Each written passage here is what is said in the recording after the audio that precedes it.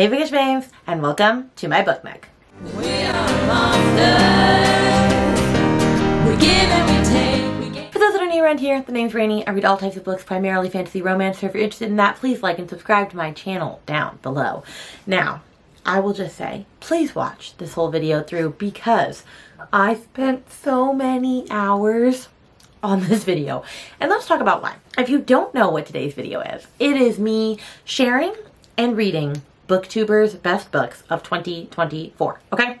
There have been people that have done this video before. I pulled inspiration from Books and Lala because she always does an interesting way of doing this. I've pulled inspiration from Katie Coulson, who normally shares all of the different people's top books and lets them explain why they explain what they are, right? Okay, so anyway, the whole thing with this is I decided to be a crazy girl and basically watch as many Booktuber best books videos as I could from December 20th to about January 7th. I'm not gonna lie, I stopped around January 4th or 5th because I had already watched like over 300 videos. I watched a shit ton of videos, okay? And I wrote down any book that they put as their best book. Unless it was like a book that had not been mentioned more than once or twice, then I didn't put it because I didn't have time to take care of books that are only hardly getting mentioned, okay? Then I sorted those by name of books so that I could see how many times books had been mentioned, and I put them in a spreadsheet, and then I made them into Canva graphic templates to see which books have been recommended all the way from 3 times all the way up to like 53. There is a book, yes, that was mentioned 53. Bonus points if you can guess which book it was before I get to it. And so then, after I did all of that, I'm going to share all that data with you. And then I'm going to read the top 3 books that I have not already read. And we're going to see together, is Booktube right? Are these the best books? Now, I will say it's going to be very biased, of course, by like authors that have like a big publishing name and brand and things and all of that. And so like, yeah, they're best books, but like, are they really the best books? Who freaking knows? But regardless, we're going to read them. Now, last year's edition went good and bad for me because I had to read Emily Wilde and I didn't love it. I read Trust of the Emerald Sea and it was just all right. I read Project Hail Mary, did not like it. But I loved Reckless, and Reckless was one of my honorable mentions for last year. So I think that it was still okay. This time it's going to look a little different because last year I read 3 books and then I picked a favorite. This year I'm only reading 3. I really don't feel the need to read 4. And after last year's video was so beyond hard to cut down to under an hour because of all the raw footage and extra things that I share in this, we decided to push to 3. Okay. So if you're ready to hear what data I've compiled and what Booktuber best books really are, then get yourself a drink and get sat, because we're going to be here a hot freaking minute. And then also, please know, every Booktuber that makes a cameo in this video has been tagged underneath. I did not tag every single Booktuber that I show a picture of. But if they have a camel and they're speaking, they are tagged underneath here. Please like this video. Please share this video. Please let the whole wide world web know that I worked my booty off on this video, especially when you get to the clips where people are sharing why they love this book. Because there was one book in particular, I had to scrub 42 videos. 42 videos and edit them into a less than 5-minute clip. It's fine. It's fine. Everything's fine. Okay, so let's get started. Let me pull up my notes or I'm not going to know what I'm saying. Okay, so I'm just going to post up some graphics, okay, of things. So let's start with books that have been mentioned 3+ times, okay? So these are all books that were mentioned 3 times. A lot of them were popular ones, but there were also backlist ones, okay? So, you know, you have popular ones like A Fate Inked in Blood, The Boys of Tommen series, Blood and Steel, Bonded by Thorns, which I am very excited to get to this year. Emily Wilde is still up there. We have books like Heartstopper Volume 5. Of course, we always have Sarah J. Maas on there. We have Hellbent by Leigh Bardugo, Legends and Lattes, Metal Slinger, which is a new up-and-coming fantasy romance, Normal People, Sally Rooney's always going to be on there, The Ballad of Never After, Miss Stephanie Garber, The Familiar, 5th Season, you know, all these different books, okay? So those are the books that were mentioned 3 times. I'm going to get to 4 times, it gets a little less, but there's still some good ones. A Song for the Wild Belt, I'm actually pretty impressed is on here as much when it's not as new. We have, you know, A Sorcerer Comes to Call, Dark Matter, Intermezzo, of course, Manacled, which that's a fun one, Reign of Shadows and Endings, the Mind F series, Vera Wong, very excited for her, and, you know, some Brandy Sandy, of course. Then we get to books that are mentioned 5 times, and I decided to go by photos instead, so I'll just close through these really quick. We have A Dowry of Blood, Annie Bot, Before I Let Go, Bloom, Caraval, Check and Mate, Diavola, Fourth Wing, Happy Place, If We Were Villains, Iron Flame, Project Hail Mary, Ready or Not, Swift and Saddled, That's Not My Name, The Book of Doors, The Cruel Prince, The Ministry of Time, The Only One Left, The Spell Shop, The Wedding People, Trust of the Emerald Sea, and Zodiac Academy, The Reckoning. And I will say, the only book that I had not heard of prior to this was That's Not My Name, and it popped up a lot, including from my friend Katie, and I was like, wow, I've never heard of this. I'm pretty sure it's a YA horror. I don't know, maybe I'll check it out one day. Then we get to mention 6 times. It does drop significantly less. Of course, we have ACOWAR, Beach Read, Beartown, Empire of Storms, Fragile Sanctuary, House of Bane and Blood, I Who Have Never Known Men, Lights Out, One Dark Window, Out on a Limb, Powerless, Reckless, Red Rising, and Remarkably Bright Creatures. I was shocked about the Remarkably Bright Creatures one. I read Beach Read this year. I do love it. I absolutely love House of Bane and Blood, and I love One Dark Window. Those were both on my best books list this year, so I do agree with both of those. Then we get to 7 times, and we have Belladonna, Blood Over Bright Haven, Dungeon Crawler Carl, Empire of the Damned, Lessons in Chemistry, Phantasma, Spark of the Everflame, The Rom-Commers, and This Could Be Us. I had never freaking heard of Dungeon Crawler Carl before this, and I'm like, what the hell book is this? I really want to read Blood Over Bright Haven and haven't gotten to it yet. I'm reading Empire of the Vampire currently, and let's just say I'm not loving my life. Phantasma was on my best books of the year. Spark was the series was as a whole, and I can't wait to hopefully get to This Could Be Us eventually. And we have mentioned 8 times. We have A Court of Silver Flames, Blue Sisters, Bright Young Women, Butcher and Blackbird, Daisy Hates the Great Undoing, Divine Rivals, Emily Wilde's Map of the Other Lands, Kingdom of Ash, Listen for the Lie, The Eyes Are the Best Part, The Tainted Cup, and yours truly. I definitely want to read The Eyes Are the Best Part. I'm kind of intrigued in The Tainted Cup, but I don't know if I'll ever actually get to that. And a lot of the other ones I actually really did enjoy. Then we get to mention 9 times, and it drops significantly less. We have The Invisible Life of Addie LaRue, Better Than the Movies, Daydream, Serpent in the Wings of Night, and The Sword of Kaigan. Obviously, Serpents should be mentioned more than this. I'm actually surprised that it got this much since it came out a couple years ago. I'm not surprised that the new book didn't get mentioned like at all. Addie LaRue I do not love. I was really scared I was going to have to read Daydream in this vlog, and I was going to cry because we all know how much I love / hate Icebreaker, and I really, really, really want to get to Sword of Kaigan soon, so I really hope I get the chance to do that. And then we get to mention 10 times, and that's where I actually show Booktubers, because I figure if these books are your taste or something you're interested in, maybe you want to follow the people that put it on their best books list. So we have mentioned 10 times. We have Binding 13. I had not heard of a couple of these people. I will say Jamie Johnson is one of my favorite TikTokers, especially for Zodiac Academy, and now she has a YouTube channel, and I'm literally obsessed, but these are all fabulous people to follow. And we do have Binding 13, which I did start this year, and I kind of soft DNF'd, and maybe I'll go back to it, but it was actually really crass and a lot more vulgar than I was expecting for this long-ass YA book, and I just don't know if I'm invested in it or not. Then we also have mentioned 10 times Bury Your Gaze by Chuck Tingle, and I have some of my favorites that mentioned this, like Bree, Mel, Lexi, Gabby, so it does make me intrigued in this book, and I do own it because I have the Aardvark book box edition. Another one mentioned 10 times is Part of Your World by Abby Jimenez. I'm not shocked. I absolutely love that book, and she's so freaking good, and the newest book just came out this year, so like it's to be expected that people are reading this beforehand, and so it's a really good book. Then we have mentioned 10 times Powerless as well. Also not surprised because the newest book Reckless came out this year, and so people were reading that in preparation of it. I actually read that, had a great time, 5-starred it. It was all vibes. Is it actually a 5-star book? No, but you know what? The vibes were there. Then we have mentioned 10 times Wild Love by Elsie Silver. I'm not surprised as well. Elsie Silver is a really big up-and-coming romance writer right now. I do have this and a special edition of this from Bookish Box, so I really should prioritize this sooner than later. Then we have A Court of Mist and Fury being mentioned 11 times. I mean, I'm not surprised. Sarah J. Maas is Sarah J. Maas. ACOTAR is ACOTAR. They're always going to be mentioned, and ACOMAF is definitely the most popular one out of them all. Then we also have mentioned 11 times Glow of the Everflame. I'm also not surprised. That's literally the best book of the whole series, and it was on my best books of the year, so like, I'm very much in love. And I have some favorite booktubers on here. Bree, Cassidy, Honest Fiction, Locke's Library, Raven-Haired Reader, Happily Ever April. They're all fabulous people. Also mentioned 11 times was House of Flame and Shadow. Of course, you could expect that the newest Crescent City would be on there. It's just not mentioned on there nearly as much as I expected, but that's because I heard it was kind of a letdown, if we're being honest, so I'm not surprised that it's down here. Mentioned 11 times as well as Play Along by Liz Tomford. I definitely need to get to this because I loved the first 2 books in the Windy City series, and so I'm just not really in a contemporary romance era right now, but hopefully I can get back to it soon. We have mentioned 11 times is The Nightingale by Kristen Hanna. I really didn't want to read this. I'm surprised that it's still so freaking popular because it's been out for a long while now, but I mean, Kristen Hanna is Kristen Hanna, I suppose. Mentioned 12 times is The Will of the Many by James Islington. I know this was a popular one last year, and I was afraid I was going to have to read this right now, and I didn't want to. I do want to read this eventually because it is a dark academia, and I do love a good dark academia, especially since Gavin and Sid both loved this very much.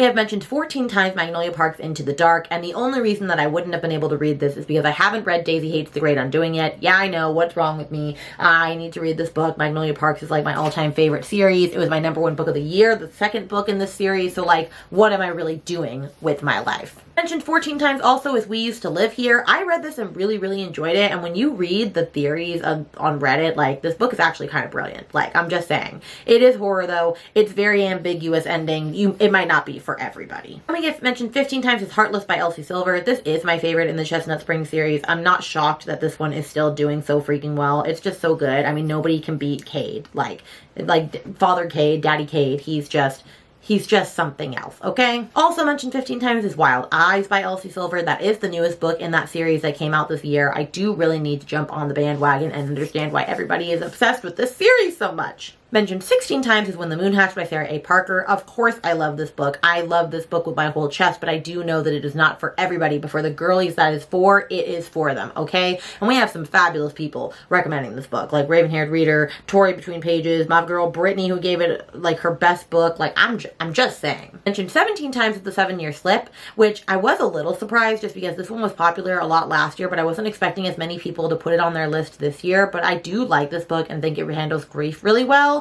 But apparently that's a mixed opinion. Mentioned 19 times is Heartless Hunter, which I actually have not read yet, so this could be a contender for a book that I have to read, depending on how many of these we still have to go through. But I know so many people gush and rave about this, and I really want to make sure that I get to it before Rebel Witch comes out in February. Another one mentioned 19 times is The Women by Kristen Hanna, which I knew this one was going to pop up. I was supposed to have already read this with my friends Katie and Kelsey, and of course I didn't get to it. I didn't prioritize it, but like, what's freaking new? 21 times is Bride by Ellie Hazelwood. I did read this for Goodreads Romantasy, and then it wasn't even on there, which was annoying, but I'm glad I read it so that I didn't have to read it now. It was just all right, but I'm glad that all the romance girlies are loving it. Mentioned 25 times is Quicksilver, which is my baby. I very much approve of this statement. I'm so glad that it is making its way around and that everybody is freaking loving it, because it deserves way more love than it gets, and I'm just in love with it. It's just so good, and I'm so happy that it's up here. We have mentioned 42 times It's Just for the Summer. I mean, is that really a surprise to anybody? I have loved Part of Your World and Yours Truly. It's honestly a crying shame I haven't gotten to this yet, because I was supposed to have read it with Kelsey in a buddy read over the summer.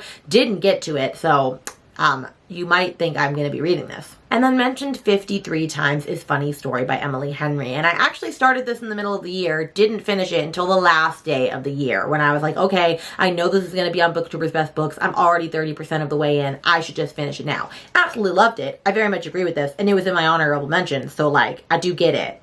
But this is the book that was mentioned the most times. Whereas last year, it was Fourth Wing. So now that you've seen all of the stats and things, you're probably like, okay, Rainy, but what books are you reading for this vlog? Okay, I'm reading some very good contenders. So since I already read Funny Story, the next one with 42 likes was Just for the Summer by Abby Jimenez. And I need to read this because I've read the first 2 books in this series and I absolutely ate them up, gave them both 5 stars. So I'm just like, okay, I need to get to this one.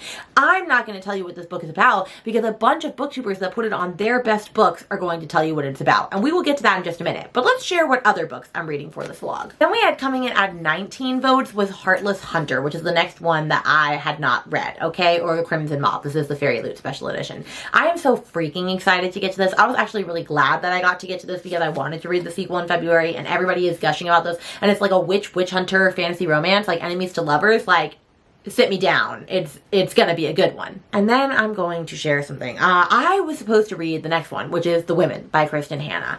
And upon further reflection and of me kind of procrastinating on this vlog, it was the last day before this vlog came out. And you know what I decided? I can change the rules and make them how I want. I don't have to read a book that I don't want to. I don't have to read a book that's gonna put me in a slump. I don't want to read historical fiction. I'm not in the mood to read it. So you know what? I'm gonna pick a book from like going down that's still popular that I want to read. Okay, so that's what I decided to do, and we're not going to hear any ifs, ands, or buts about it, but I'm sorry. If The Women is your jam, I'm very happy for you. So then from there, we had to keep going, right? Because I couldn't read Bride. I'd already read it. I'd already read The 7-Year Slip. I'd already read When the Moon Hatched. I couldn't read Wild Eyes because I hadn't read Wild Love, and no, I'm not going to read the second book in a sequel. I'd already read Heartless. I'd already read We Used to Live Here. I couldn't read Magnolia Park's Into the Dark. I did not want to read The Will of the Many. Sorry, we're not doing that. I did not want to read The Nightingale. I couldn't read Play Along because it's the 4th book. I couldn't read House of Flame and Shadow because it was the 3rd book.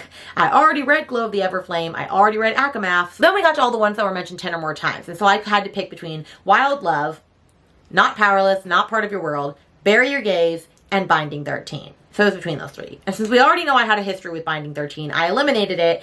And since I knew I could read Wild Love, but I already had a romance in the vlog, I ultimately ended up deciding to go with Bury Your Gaze by Chuck Tingle, which I'm actually very excited about because every single person that I've ever heard read this book has given it 5 or 4 stars. And so I think it's going to be a fantastic book and then I'm going to love my life. And I really hope that that's the case. But like I said, I'm not going to share any of the thought or any of the explanation of what these books are about. I'm going to let the booktubers that put them on their best books explain it to you in a clip that is hopefully between 4 to 5 minutes, okay? So with that being said, we're gonna start with the one that had the least amount of mentions to the most amount of mentions. And coming in on 10 people's best books list is Bury Your Gaze by Chuck Tingle. This is the plot twist of the past 2 years, honestly, that Chuck Tingle writes horror masterpieces. He is historically known for writing the weirdest smut. I mean, something about a snowman and a carrot. Anyways, he writes some weird stuff. I think this book had to make my top favorites of the year list just because of how unique and interesting of a premise this book has. This one made me so creeped out.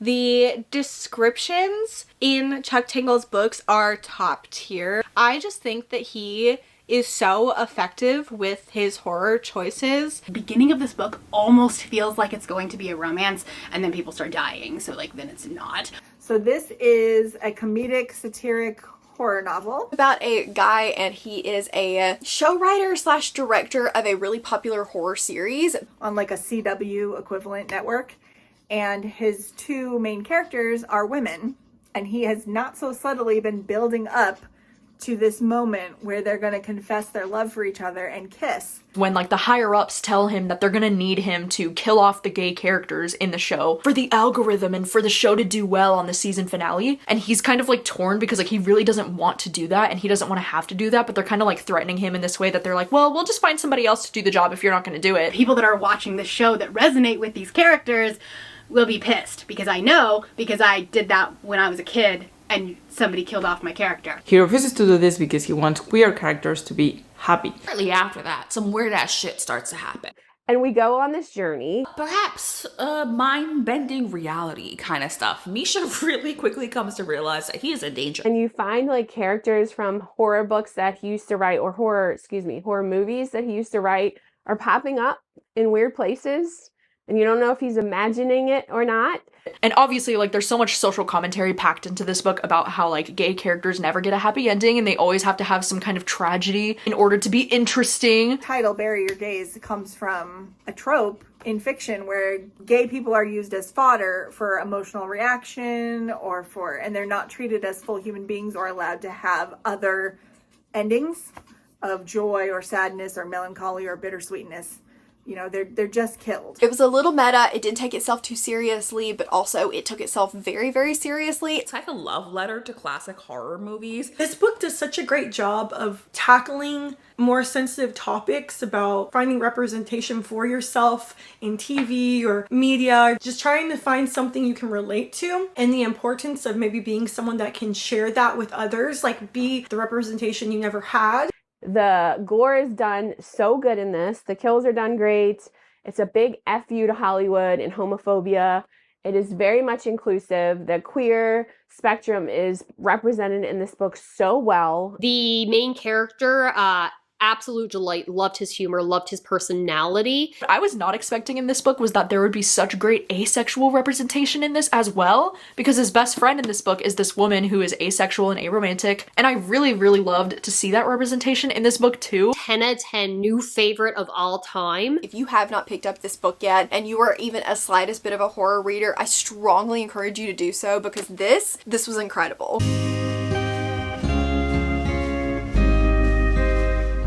Alright friends, buckle up as we talk about Bury Your Gaze, okay? So this is only just under 300 pages, and I'm already 110 pages in this. I just started this an hour and a half ago. I'm flying through it.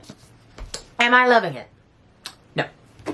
I was liking it for the first 20-ish pages, and then I just realized not that he writes this reminds me kind of Stephen Graham Jones. And like, hear me out for a second, okay? Not in the fact that the writing is the same, because I clearly understand this significantly better than I understand anything that Stephen Graham Jones is ever trying to say, okay? I don't ever understand a word that that man is speaking about. But it just describes me that because of like the way that the writing is done. Like, does that make any sense to you? I don't even know if it makes sense to me. But there's certain times that like I read things and I'm like, what? And then also I just find myself not caring. Like, I don't understand. Why are his characters from like times past coming to haunt him and hurt him? I thought they would be happy that he's not going to bury his gays and kill off the main gay characters. Like, I don't really understand. And I'm just not really caring about what is happening in this bookity book, which makes me sad because everybody and their mom loves this book, and I do not know what I'm missing here, okay? I'm like, what is in these pages that I'm not picking up that he's putting down, if you know what I mean? So I'm going to keep reading this because it's not like I hate it. But like right now it's kind of like 3-star territory. And I'm just like, I don't understand. Okay.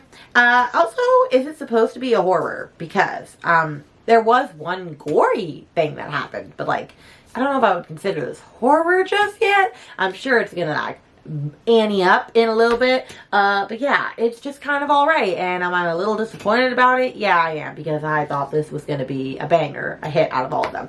Also, I didn't even realize I got this from Aardvark, which is a soft book cover.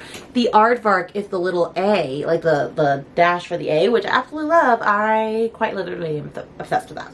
So I'm gonna keep going. You know what? I just realized why I don't necessarily love this. I don't love huge commentary books. Now, hear me out. I don't mean that I don't want a book with a good commentary.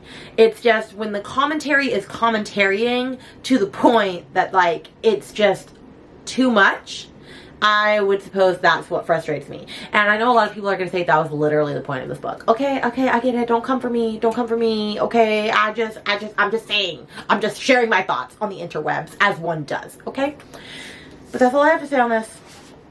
I'm gonna hopefully read a lot more of this tomorrow because I've got to get a lot further in this book. I really need to finish this book because I have one more book to read. Although you're seeing me read this as the last book, but this is not the last book that I'm reading for this vlog. I did leave The Women and I have like 3 days before this vlog goes live. And I'm solo parenting right now because my husband's on a camping trip for 4 days. Love that for me, okay? Love that for me. Alright, I'm gonna go now. I've been yapping for too long. Alright friends, I'm doing an editing clip because I forgot to share that I finished, Bury Your Gays earlier. My son is asleep on the couch. And I'm wearing an 80s outfit because I went to an 80s dance party for my friend's birthday and we learned the vigilante shit Taylor Swift dance. The chair one. That was a time. I'm not going to have a long update on this. I finished, and it is a 3. The end kind of went over my head. It was very meta. I don't think I fully got it. And like, while I appreciate what it did for the horror genre, I just didn't really understand a lot of it, and it just went over my head. And I feel dumb, and I'm sad that I didn't love this as much as I had hoped. But it just didn't do it for me. Like, will I read more Chuck Tingle? Maybe. But I really am sad that I did not love this. Also, the thumbnail I was just working on, and this thumbnail has taken forever. And I'm not really obsessed with it this year like I was last year. But honestly, I don't have time to finish it. So we're just going to go with where it's at currently. But yeah, it just wasn't my favorite. I'm sad about it. But at the end of the day, what are you going to do? Then coming in at 19 people's best book list is The Heartless Hunter by Kristen Cicerelli. This book is dual POV. It's enemies to lovers. It's a YA fantasy book about a witch and a witch hunter. I just genuinely thought that this book was so interesting from the start. It's giving high society London, Victorian England energy. It's also kind of like period drama vibes, which I loved, like all of the balls and outfits and society. The main character is basically a witch and also a vigilante. She is known as the Crimson Moth. She's trying to help out her fellow witches and trying to get them to hide because there's witch hunters that are trying to take them down. But she's also a socialite posing at all these like balls and like huge witch things. At the beginning of this book, we get a really good introduction into how reviled the witches are when we see Rune's grandmother brutally murdered before her while she helplessly watches on. And we see why she believes that it is her duty to help others like her and why she needs to be ultra secretive to pull it off. And then our main character in this book is Gideon Sharp, and he is a part of the Blood Guard. Gideon is like the head witch hunter. And these two characters end up getting close for each of their own agendas. But she gets really close to the captain of the guard, the captain of the witch hunters, in order to figure out where they're keeping all the witches before they are killed. They decide to fake date each other in order to get information from each other, but they don't know that they have concocted the same plan to trick each other. But we as the audience know, which was such a fun dynamic. So they're trying to court each other without knowing each other's true intentions of why they're courting each other, if that makes sense. Kind of cat and mouse of both of them. She's aware that he's suspicious of her and he is trying to play her. They're hiding so much from each other. He's literally hunting her and she's pretending to be someone else. So there's so many secrets, and the whole time you're just waiting for them to find out who each other are. It's so full of twists and turns. My jaw was on the floor at so many points of this book. I was like, the characters were great. I loved the growth and the development of the relationship. I love that Gideon's like this big grump, but as we peel back the layers, we learn so much more about him and his history. Also really like the magic system in this one as well. I've never read a more entertaining, dark, but tragic, heartbreaking story. If anybody wants to know how to write a love triangle well or correctly, this is how you do it. One of the rare ones where the romance and the plot are equally as entertaining and equally as good. This book is beautiful. It's fast paced. It grips you. You have such a fun time. I felt like I read this at the exact time that I needed to. If you like enemies to lovers, read this book. And the enemies to lovers is enemies to lovering. I really loved this book. However, it did completely rip my heart in two, and I'm bitter about it. It is so good. The tension in the book, and yeah, please just read it.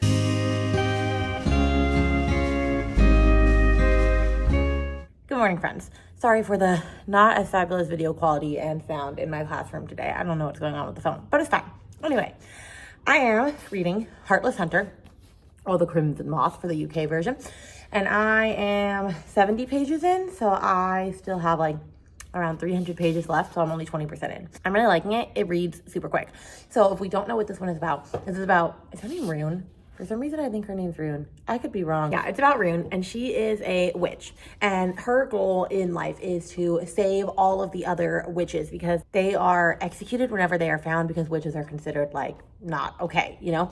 And so the thing is, she does this because, and you find this out like 10 pages in, so it's not like it's a secret. She does this because her grandmother was a witch and they were actually trying to escape, and they were both going to be caught, and she was going to be killed as well for harboring a witch. And so her grandma told her to turn her in so that she could be free and save the rest of the witches, and to find this one specific witch named Seraphina who will help her on her journey. And so it's a couple years later, and the story starts out that the witch that she was supposed to find has been captured by all the witch hunters and the royal guards and stuff, and so she has to save them. But how is she going to do that? She has to find someone on the inside who she can get close to in order to take them down. And so she's planning on, I think, dating the royal guard's son, and he also thinks that she is the Crimson Moth, which is the person that is saving all of the witches, and so he wants to date her so that he can get close to her and stop her from doing that and catch her.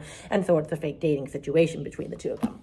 And I just got to the part where they're probably going to get started to fake date soon, and honestly, I think really good time. It reads super fast. I just really like it. So I don't have that much of an update so far. I guess I'll update you when I get further, but I'm liking it. Good morning. You know what time it is, Lincoln. What time is it? Oh, he's not going to sing it. That's fine. Conversations with Rainy in the gosh, or on the road. I messed up my own jam. Wow, that's fine. Okay, anyway. Let's chat Heartless Hunter because I have read a lot further. I read like 30% last night while I was cleaning my house, and so I am 60% in. I get why the girlies love this book. I'm just eating this up. Like, give me some popcorn. I'm eating this up. It is just so fun. Now, there was one thing that happened, and it's gotten resolved since then, but there was one thing that happened that I was like, girl, you've been a witch hunter, or not a witch hunter, you've been saving and rescuing witches for like 3 years, and he says one thing, and that just like tricks you. Like, it was just something where I was like, I don't think you'd be that dumb to fall for that easily. And I was kind of pissed about it. And then the way that they resolved it, I was accepted it. But at first I was like, I don't agree with that. So that was frustrating. But other than that, I'm just really loving it. I'm liking this relationship that like they're in, that they both think that they're not going to actually fall for each other, and they are. The only thing that's hard about it is like outside factors that I can't talk about or else that's a spoiler. But I'm really enjoying this, and I'm just wondering how it's going to go. I get why this is on people's favorites. This is going to be a favorite of mine. I'm really, really liking this, and I know that feels very basic because of this book, but I'm also excited that I'm going to get to read Rebel Witch, which is the second one, with all of them in February. So this has worked out swimmingly. All is good. So I will update you again probably when I finish, but this is a fabulous read. Hello friends, I'm here with my final update for Heartless Hunter. I did not film an update. Oh, why do I have a bookmark in there? Oh, because I was listening to the last part of it. I did not film for the last part of it because I was having so much fun. This book, 100% a 5-star. Like, it's a 6-star book to me. It is fantastic. I understand why all the girlies love it and why all the girlies are obsessed with it. It is so freaking good. But man, this is sad. At the end, Miss Ciccarelli, Kickarelli, however you say it, Chicharelli, you done did me dirty. That, I was sad. I was very sad. If I cried in books, I probably would have cried because that was sad. And I definitely saw like the big reveal coming like way earlier, but I feel like she kind of set it up that way. So I don't know if I was actually smart and solved that early, or if I did exactly what she wanted me to do and she led me right to it. But I am really intrigued in where this is going. Although I will say, if you've read Powerless, it kind of reminds me of that, but like not like in the ending or anything. Like I guess like I'm just getting Powerless vibes from this, but like this is actually better written than Powerless, obviously. I had so much fun. I just loved the story the whole time. It was just so fun, so cute, so... Oh, I am so glad that I finally freaking read this. I can't wait for Rebel Witch in February. I am obsessed. I'm obsessed. I'm literally obsessed. Okay, so this is going really well so far. We're 1 for 1. We're about to read another hard hitter. And finally, coming in at 42 people's best books list is Just for the Summer by Abby Jimenez. This is part of her kind of companion series that she has that I think begins with Part of Your World. But I highly recommend reading them all together in order because of the way that things end. This has some callbacks to the first book that I thought were very well done. And I finally realized who somebody was and I was like, oh my gosh. You know when you read books that are so magnetic that you're like, I think I need to switch career paths. I love this book. I read it in 24 hours. It gave me insomnia. That's how good it is. Her recent books have just been hitting so hard. It takes place in my home state of Minnesota, and it was just really a love letter to Minnesota. I think it talks about the lakes in the Twin Cities. We're following Emma and Justin as they are fake dating, but with a twist. They meet in a very unconventional way. They basically meet on Reddit. Justin and Emma believe that they are cursed. She is like frustrated because she is always the girl that everyone, right after they break up with her, they then go on to find like the love of their life. And she's like, I'm literally cursed. And so like, you're cursed, I'm cursed. Let's get together and date and maybe we'll have more luck. Emma and her friend end up deciding to move to where Justin lives. They're gonna be in the same place for the summer because Emma is a travel nurse. And so they're going to fake date and kind of see how it goes for the summer. And hopefully they'll break up by the end of the summer and then be able to find their true loves after that. That's not how it works, y'all. They were very committed. They would go on dates. They would kiss. And then what do you know? They fall in love. They end up finding the one in each other, what they've been looking for all along. And then the ending, God, the ending. It's like, what? Why? Now, I see that that's a really crazy plot if you think about it, because he is a stranger that she met on the internet and she's just like, I'm gonna come to your small town and we're gonna just date for the summer. But listen, all's fair in love and fiction. This book is all about both of these characters really wanting to be in love with each other, but also realizing that they have to do a lot of internal work on themselves before they can fully be in love. I thought the characters in this book were so perfect for each other and exactly what each other needed. The way that their relationship develops is beautiful. It is just beautiful. Love the pining and the tension and the build-up, and this book does that so well. She always has like fun, meet cute, really fun scenarios that make for entertaining read. That's what this one had. The pool float scene, like if you know, you know. The toilet billboard kept cracking me up. Justin was just one of the best book boyfriends. Justin is the epitome of like the golden retriever boyfriend. He is the definition of if he wanted to, he would. So there was no miscommunication, and I love that so much. They were just so honest and upfront about their thoughts and feelings, and it was just so refreshing. Something about Emma and Justin as characters, like they just felt so real. Like they felt so fleshed out. All of their problems felt very real to me. Both of them have issues related to their mother. Justin's mom has to go to prison, so he now, as like a 30-year-old, has to take care of his 3 younger siblings. She has neglect wounds from her mother who constantly left her. She represented trauma so well with the main female lead. The way that Emma put herself first in this story is just an amazing example of how women should put themselves first today, and how we should approach mental health and not be worried about pleasing other people, but just taking care of ourselves first, I think is so important. I felt so represented by her. Her mindset, her feelings towards relationships, everything about her, I felt so seen. Abby Jimenez has this amazing talent of writing romances that really whisk you away, make you feel so much tension and excitement, and you're kicking your feet. But at the same time, she also tackles some pretty tough topics that really hit me. She has this way of like ripping your heart open and then healing it. She has such a beautiful writing style. The whole goal of this book was to tell people that if you have issues in your life that you're dragging into other relationships, not only is it not fair to you, but it's not fair to the people that you're trying to get into relationships with, whether it's romantic or friendship or whatever. I think the one thing I took away from this and that I loved so much is the way that she was talking about how love is not grand gestures and not huge romances and huge things. It's like the little things you do for each other mean so much more than the huge things and the huge, you know, grand gestures. I just absolutely love her books. I love her characters. I love her humor. I bawled my eyes out to the ending of this book. I felt like this was Abby Jimenez at her best. I loved this so much, and it had such an emotional impact on me. Perfect for like a cute, easy to read, but still emotionally invested sort of romance. If you're looking for a summer read, this is the one. Wait for summer because it's not summer right now, and then read this. You're welcome. I'm about to start Just for the Summer. I'm sure this is going to be a 5-star. I gave Part of Your World and yours truly 5 stars, although maybe it might not be because I have gotten a lot pickier with 5 stars. Like I've read 6 books so far, and a book that I had thought I was going to give 5 stars initially is not 5 stars because this is the 5-star feeling. This is what we are going for. I'm going to be harsher with my 5 stars, but I don't know if that's going to change how I feel about contemporary romance, but I don't even care. I just love Abby Jimenez. I love the way she writes. I just love her writing style. I don't know. There are some people, I just read the book and I immediately just love the writing style. Like Holly Renee has one like that.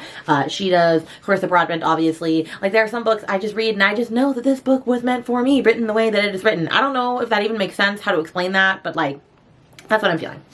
So I'm not going to explain this to you because I know that you've already been explained this book by all of the wonderful booktubers that said this was on their favorites list. So, with their wonderful introduction, we're just going to get reading.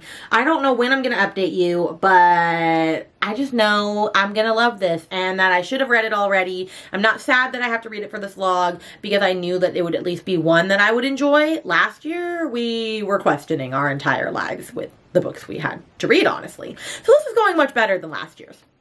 But let's see if all the girlies were right. All right, good morning, friends. Always in my classroom because that's where I get to do updates. And that's where I get to read in the mornings, mainly. I am 10% into Just for the Summer. If you hear kids underneath, they come in early and hang out in the design room. So sorry for that. And music is going on too. I'm 10% in, so only 40 pages. And I am loving this. I still don't know how these characters play into Part of Your World and yours truly, and I'm sure when I figure that out, I'm gonna be like shocked. I might ask Nell though, because she's obsessed with these stories in case I should already know how they're related, but I don't yet. But this one, you've already seen, like I said, what it's about. But anyway, we just got to where they're kind of talking now, Justin and Emma, just like getting to know each other back and forth, like, but they don't actually live near each other. So I'm just wondering how are they, because she's a travel nurse, so I'm just wondering how are they going to get to date / like break the curse. I'm not entirely sure yet. But there is just something about Abby Jimenez's writing that does it for me. Plus, it's hilarious, and I love that there was a photo in it. I'm not going to say this is a spoiler because it's like 10 pages in. This guy, his best friend, it's like the last person that he dated. Like his best friend ends up dating the girl, and because of that he can't afford his apartment anymore because he moves up to be with the girl, so he has to move into a studio. And he realizes the reason that the studio was so cheap is because all it has in the window is a picture of a giant billboard of the Toilet King, this man holding a plunger filled of poop, and they showed a picture of it right there, and I just thought that was hilarious. I was like, yes, I wanted to see the toilet plunger man billboard. So anyway, it's very funny, it's a lot of fun. I'm so happy that I'm having a good time with these books. Otherwise, this would have really been sucktastic, I must say. I feel very basic loving these, but honestly, I don't, because I'm having a great time, and I should have a great time. I should like to read, friends. Hello, friend. I know the angle is a little weird. It's because my desk is raised right now because I was just using it on the walking pad, but I wanted to give you some updates on a whole lot of things. Okay, my Get a Clue announcement video went up last week, and I have just packaged up all of the bookmarks that I have sold so far. So that is what I was working on. I still have a lot of bookmarks to sell, but I have run out of a couple of them, including the main logo, but they're very pretty. Like, I'm very happy with how they came out with the gold foil and all. So if you're interested in that and you missed my Get a Clue read announcement video, you read it on announcement video, you should go watch it. It'll be linked underneath here, and then go get yourself some bookmarks and some merch. But that's not what we're here for. We're here just for the summer update, okay? And let me take the bookmark out because I did finish it. I finished this book. I know I didn't update like closer, and I'm sorry, it just didn't happen. But we have to talk about this. 5 freaking stars. The best Abby Jimenez book I've read. Every book gets better and better by her. She is so freaking hilarious. This is so good. First off, I absolutely loved that there were pictures in this for like reference. It was so funny, so cute, and so heartbreaking. Like, this was a very serious romance book, okay? I can't even say really how much but because it's like spoilers, and because like Abby Jimenez does Easter eggs to like all of her prior series. And like, let's just say, like, for this whole book, I was like, okay, when am I gonna realize like how these characters are connected to part of your world? When am I gonna realize? When am I gonna realize? When am I gonna realize? It took like 80% in. Now, sure, if I was like a dedicated Abby Jimenez fan, I probably would have figured it out way earlier than that. But I was like, oh my gosh! And then there were other characters that, like, after I was talking to Nell, because, you know, Nell is obsessed with Abby Jimenez, and so, like, she was clearing a lot of things out. She's like, you didn't catch this or this or this. I'm like, no, I didn't catch this, this or that. I'm not a very smart, deceptive girly, or perceptive girly. I don't catch things. I just whiz through life by the seat of my pants. I don't know what I'm doing half the time. This was so good. And I must say, this book made me well up. Okay? This last scene was so freaking sad. You know, like, right when they're, like, resolving the relationship. I was cooked. I was done cooked, okay? I am starting to become a softie. Maybe the Grinch's heart has grown 3 sizes bigger, okay? Because I used to not even shed a tear. I used to not even turn a blind eye to a sad or happy moment. And now I be welling up. When I get an actual tear come out of my eyeball, you know that's going to be a good book, okay? Because I am a stone cold person. So the fact that this was able to do it, I think really speaks to the testament of how good this book is. I seriously, Justin, perfect book boyfriend. I love him. I really do. And Maddie, the best friend material. This girl, she knows what's up. You need a ride or die like Maddie, okay? That's all I'm going to say on this. That's all I'm going to say. I'm so sad that this trilogy is over, but we're getting a new book for Miss Abby next year, or this year, actually, in a couple months, okay? So, like, I can be satisfied. I can be sated, and I need to actually read it when it comes out, because I can't believe that I waited so long to read this, because I was supposed to do a buddy read with this and Kelsey back in the summer, and she finished it and I didn't, and, so good. I have no words. I have no words. I have no words. This vlog is going swimmingly well. I have no words. And that's it, friends. I read all these books and we had some bangers. 5 freaking stars. Favorite book in the whole series. Like, come on. And then 5 really, like, 6-ish. I don't really say 6 stars. So, like, just 5 stars. Like, this is everything I wanted in a fantasy romance. And then a very sad 3 stars, a very low 3 stars. I get what this book was trying to do. I think it is a very important pivotal book in the queer horror community. It just didn't work for me. And I'm sad about it, but I'm never going to think about it again. So I just don't know, fans. I just don't know. But with that, let's put them in order.